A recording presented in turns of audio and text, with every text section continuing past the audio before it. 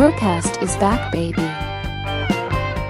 I think for me, because I love Japan, everything about Japan, Tsushima, Ghost of Tsushima, that shit, that got me, like, riled up. You know, I was like, Japan, must buy. Really, like, God. For those who do not know, could you give some context about Ghost of Tsushima? Okay, so it's basically you're a samurai who is supposed to like take over the family name, basically, because I think your father dies in the war or something, and then the country gets taken over by the, you know, like Attila the Hun. Yeah, the Mongols. Yeah, No, I think so. Okay. Yeah, that take over like an island in Japan, and then you basically have to The Huns, yeah, you have to defeat them to take back what's yours, which is that island. So you kill some Huns in the game. Yeah. So you kind of just roam around. It's so open world, and you can basically decide, I'm gonna go right in, right? I'm just gonna go deep water, and kill everyone. Or you can, like me, side quest. And like the story as a whole, I really enjoyed it. Like, especially because I always have it Japanese language, and then like obviously English subtitles, so proper like anime style. And I would just sit there and just be really like, and the scenery as well. So you can make your own poems, right? You can make your own poems. What? Yeah, you can make your own haikus. Like there's little sections that you go to, and then you just kind of sit and meditate, and then it's like you look at the sky, for instance, and then it says like the wind, and then, you know, like stuff like this, and you select out of the 3 options, each for 3 different topics, and then like the poem will be put together, and then you get a different bandana for it. Yeah, that's cool. It's really cool. I just love the attention to detail. And you obviously get your horse, and you can name it. And then you can get different armor and stuff. There's some more some aesthetically things, and then obviously, you know, you level up and you level up your gear as you go across the island to save it. Surprisingly, I haven't finished that because I don't want to finish it. I don't want to. I don't want this story to end. You can replay it. I know, but I don't want to replay it because it's like the nostalgia of playing it for the first time. I know I'm weird. That's the thing, like with Red Dead Redemption 2. I was thinking about it. Yeah, it's one of those as well, right? It's pretty long, but it's amazing. Yeah, especially because if you play it the second time, you can do so many things differently, and you can experience the game in a completely different way. And that's I've started to play it round number 2, and I'm just like taking it even slower because I really want to embrace the story again and just, okay, how am I going to do this differently than how I did the first time? Ghost of Tsushima has some amazing concept art. Yes. Have you seen them? I watched like interviews and stuff. Like, I was just going through them the other days, like, damn, those guys did a good job. Yeah, because really good job. They went to the island as well. Like, I think like, oh my god. Sorry. Yeah, sorry, go ahead. Yeah, no, they just went to like Japan. I can't remember what island they went to, but to get proper inspiration to make it correct, you know, and then actually like make it more, you know, fantastic, basically. But it's just I love Japanese like culture in general. But yeah, it's insane. It's just great storytelling. Have you ever been to Japan? No, I really want to go. One day. Me too. I really wanted to actually live there. I studied Japanese for 6 months. Oh. I got in contact with the, like, I also watched anime and stuff, games, etc.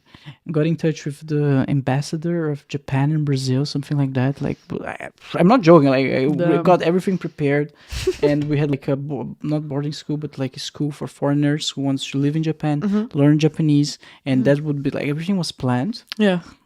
basically, like, there was the goal. I was having meeting with all those people, like, I'm gonna do it. My family, like, Bruno, sure, this is very expensive. Like, it's all your savings, like, that we saved for you. Yeah. You're gonna spend all of this. Yeah. Like, I was like, yeah, okay, we're gonna help you. Like, everything was planned, Eileen. The last minute is like, No, you chicken out. I didn't chicken out for no reason. I started researching about it. And turns out I learned that my goal was to work at Nintendo, right? Because that's the games that I grew up with.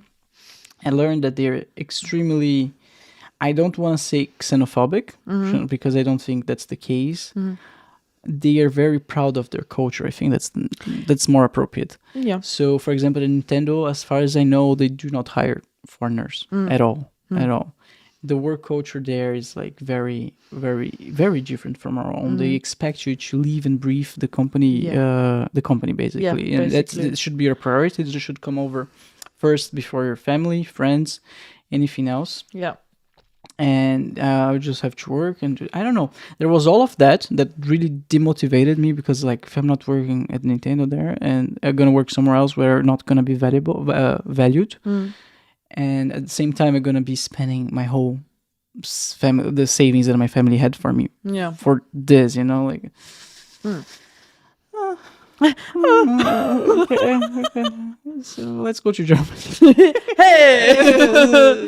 And it was a good decision, I think. Yeah. No. I still want to go to Japan, but you visit it.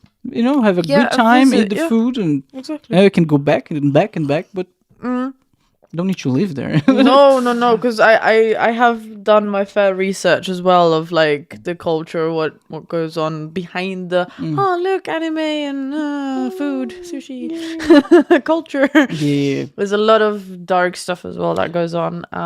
So I mean, just the fact that you need to buy a parking space for your car first before you have a car. I mean, it's good.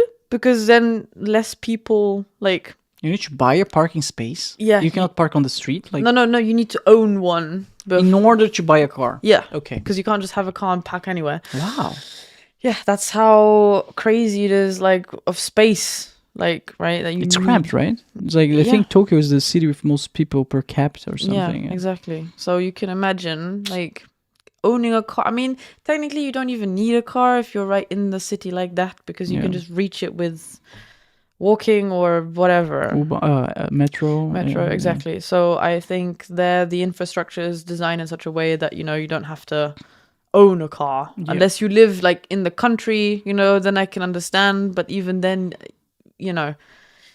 what we see, like these fancy ass looking imports and shit like this, I mean, I love cars and no joke, like Subaru and like fucking like any Toyota as well. Like, yeah, their tech is great. You ever seen their toilets? Like, I never tried a Japanese toilet, but man, I think the day that I try it, it's like, it's going to be life changing.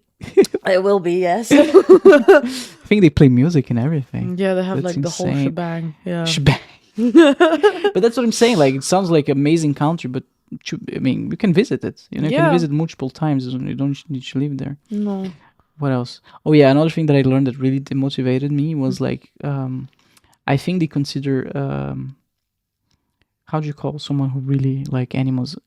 Like weeb. A weeb. Yeah, they consider weeb like otaku. Otaku. They consider it like really low life. Like they don't treat people like that nicely. Like I thought it would be like, my people finally found my, everyone will love me here. Like no. Like they think you're like weird and really weird. Yeah, I didn't know creepy, that. Yeah, because like you idolize non-realistic things, Yeah, and it's like, I get that, like, but I don't think you should cast these people out. If you like start shunning these types of like people, then it's just gonna become more toxic, in the society. And then those people will even be more shut in because they can't be valued outside of the house. So it's a real shame to see that kind of like social segregation of of the same people, right? They're all living in the same country, but it's like, nah, you love your anime waifus, like you don't belong with us. Which is weird because it comes from there. Exactly. Yeah. It's crazy.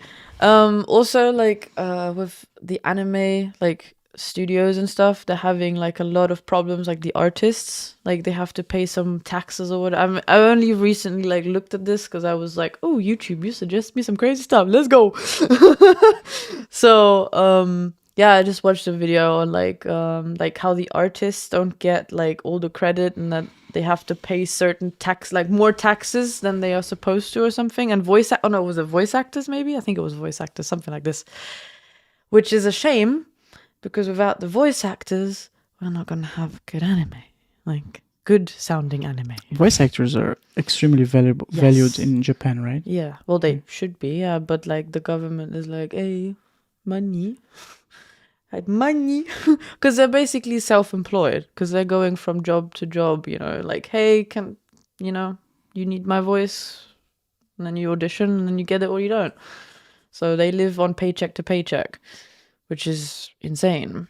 I just find that out of order, really.